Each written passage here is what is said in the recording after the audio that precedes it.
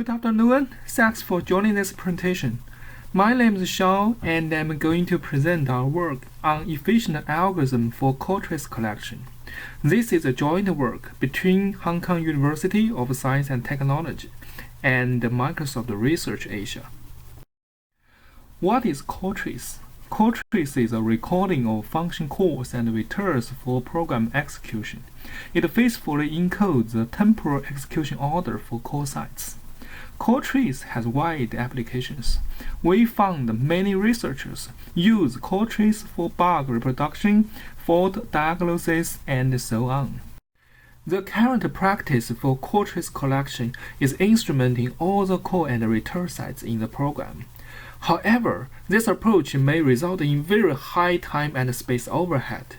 For example, in Casper benchmark, we observed more than 1,600% time overhead in the program new search.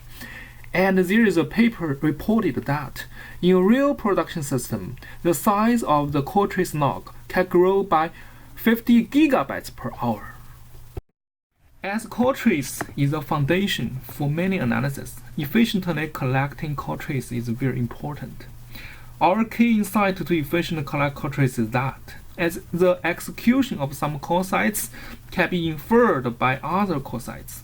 Therefore, we only need to instrument a small set of call sites and collect a partial call trace online.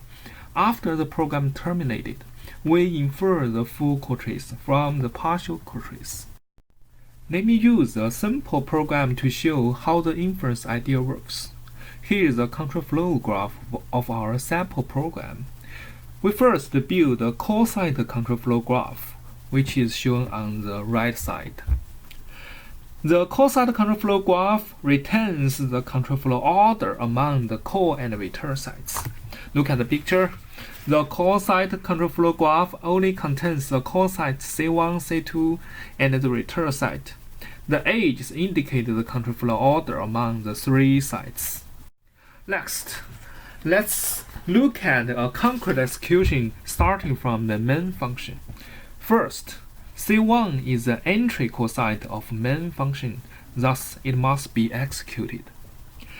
Following C1, R2 is executed because R2 is a unique return site of function A, which is called by call site C1.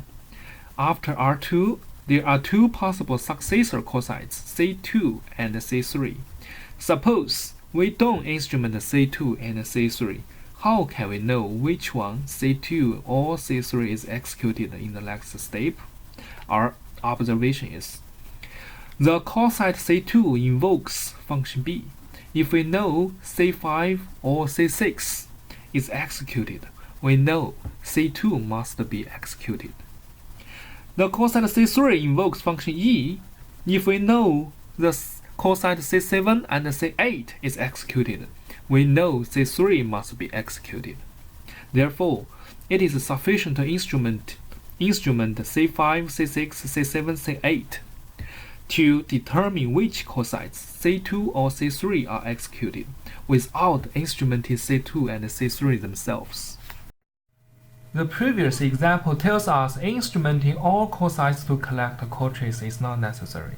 Therefore, our new idea is, for program P, we instrument only a subset of the call sites in P and generate a new program P prime. Executing P prime can obtain or log the partial call trace, and we infer the full trace from the partial trace offline.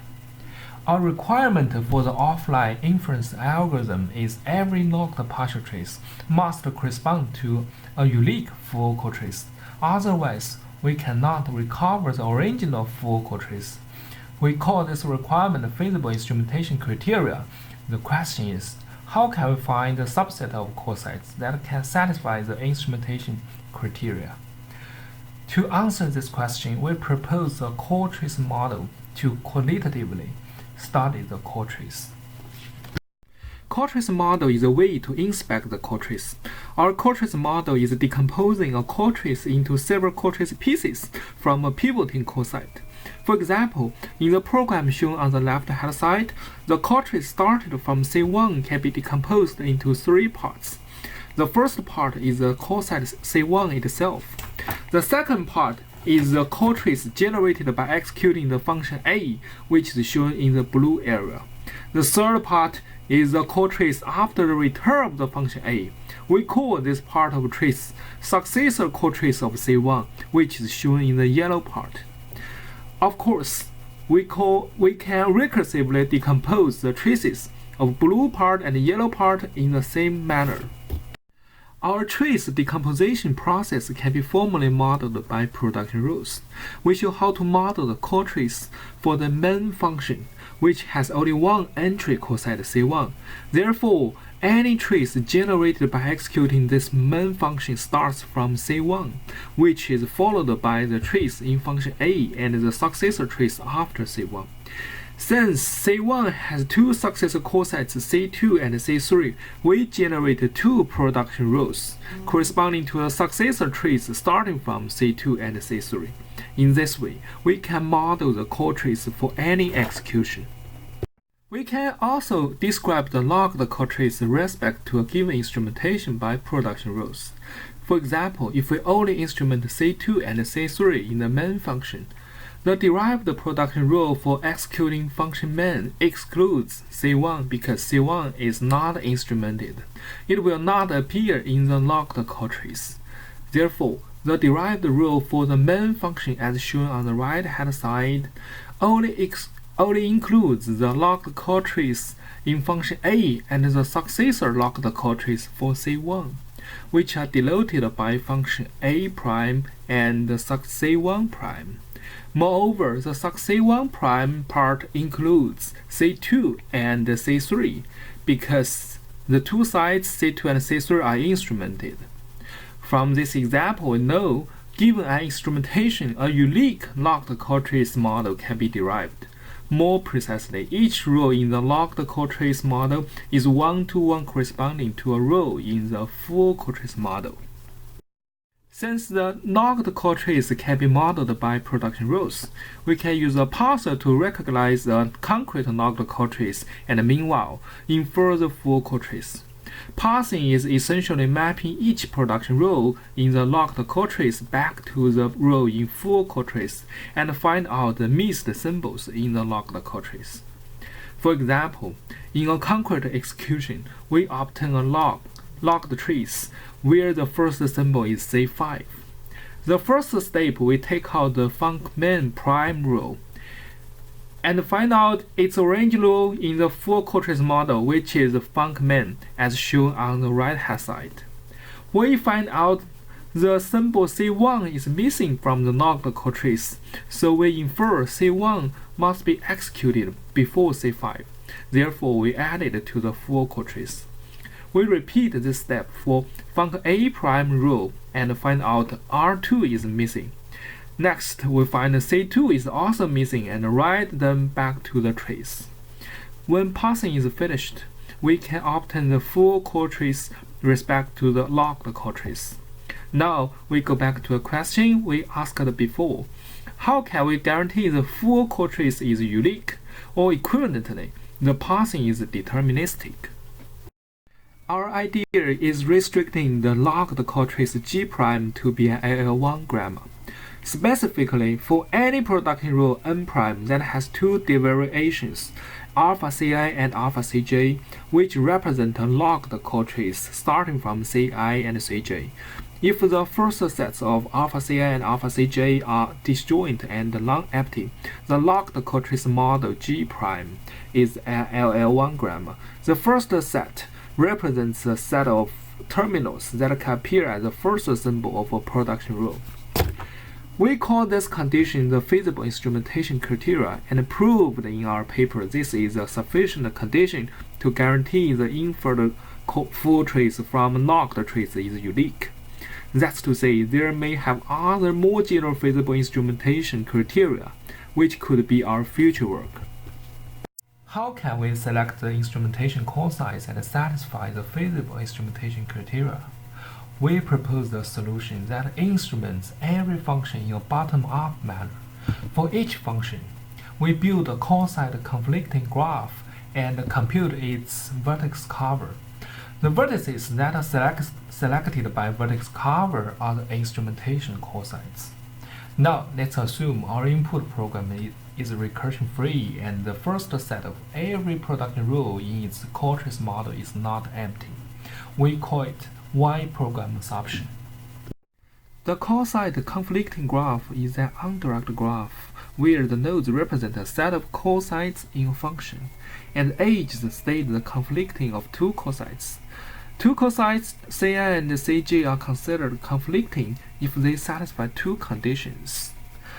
The first condition is the tree starting from Ci denoted as alpha Ci and the tree starting from Cj denoted as alpha Cj are used to derive the same non-terminal symbol, for example n prime. And the second condition is the first sets of Ci and Cj have the same symbol, or one of them is empty. We also give an important theorem in our paper. An instrumentation is feasible if and only if the call site conflicting graph is empty after the instrumentation. Next, let me show an example of call site conflict graph. Here is a control flow graph of a function main. The production rules for the successor trace of C2 and C3 are the same as shown on the right-hand side. This is because the call sites C2 and C3 are in a loop. Suppose the instrumented call sites are C5 to C8, and the first sets for the logged trace starting from C2, C3, and C4 are shown below. We draw two edges in the call site conflict graph between C2 and C4, C3, and C4 because the first set for C4 is empty, so it conflicts to both C2 and C3. Next, we show why vertex cover for the call site conflict graph can induce a feasible instrumentation. Here is a fragment of a call site conflict graph where the call sites Ci and Ck are conflicting. If we instrument Ci, the first set for alpha Ci is updated to Ci. The consequence is the intersection of the first sets of alpha Ci and alpha Ck becomes empty. Therefore, we can remove the conflict edge between Ci and Ck from the call site conflict graph. Continue this process by selecting more call sites for instrumentation. We can eventually remove all the edges in the conflict graph. That's to say, a feasible instrumentation is exactly a vertex cover of the conflict graph. We can generalize the vertex cover-based algorithm to generate a feasible instrumentation for arbitrary programs. Our solution has three steps. The first step is transforming any input program to a Y program. Specifically, we instrument all the call sites that induce cycles in the call graph, and the call sites if their first sets are empty. The second step, we apply a greedy algorithm to solve the vertex cover problem on the transformed Y program. We show an example. First, we instrument the node 1 and remove the edges incident to node 1. Next, we instrument node 2 and remove the edges incident to node 2. Now, the call site conflict graph becomes empty and we get a feasible instrumentation C1 and C2. The next step, we refine the feasible solution obtained by the greedy algorithm to compute a smaller set of instrumentation sites. We omit the details here, and the interested audience can find the details in our paper. Due to the time limits, we also omit many other details presented in our paper. For example, we give the proof of finding optimal instrumentation is NP hard even for Y program, and the approach to handle virtual calls, callbacks, and so on. We evaluate our algorithm with the DaCouple 2006 benchmark suite. The statistical information for the evaluated subjects are summarized in the table. The first column shows the number of call sites in each subject. The second column is the number of call sites that could call a library function. The third column shows the number of virtual call sites that may potentially have multiple calling targets. And the last column is the running time of each subject against the default input provided by the DaCouple benchmark suite. The execution time excludes the overhead incurred by instrumentation. We compare our algorithm, which is called Casper, to two baseline approaches. The first is the current practice, which instruments all the core sites. We call it full instrumentation approach. The second approach is instrumenting all the branches on the core site control flow graph. We call it BRI approach. Next, we show the experimental results on three metrics. The first experiment is comparing the number of instrumentation sites for three approaches. Overall, both the BRI approach and the Casper perform much better than the full instrumentation. On average, Casper instruments 66.4% less core sites than the full instrumentation. The reduction of instrumentation sites results in reduction of runtime overhead. Here is a picture of the runtime overhead for three approaches. We find that Casper incurs lowest runtime overhead in all subjects.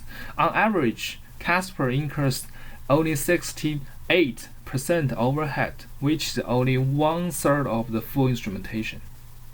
Finally, let's compare the log size for the three approaches. The log size is measured after the compression by zip. On average, Casper reduces the log size of the full instrumentation by 63.9%.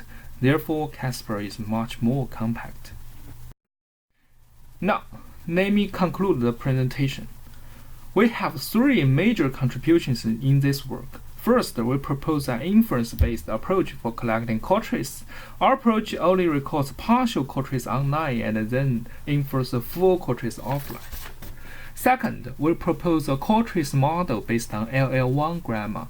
With the core trace model, we define the feasible instrumentation criteria to guarantee the inference process is deterministic. Third, we implement the inference algorithm in a tool Casper, and the evaluation shows Casper is both time and space efficient than previous approaches. Thanks very much for your attention, and now we accept the questions.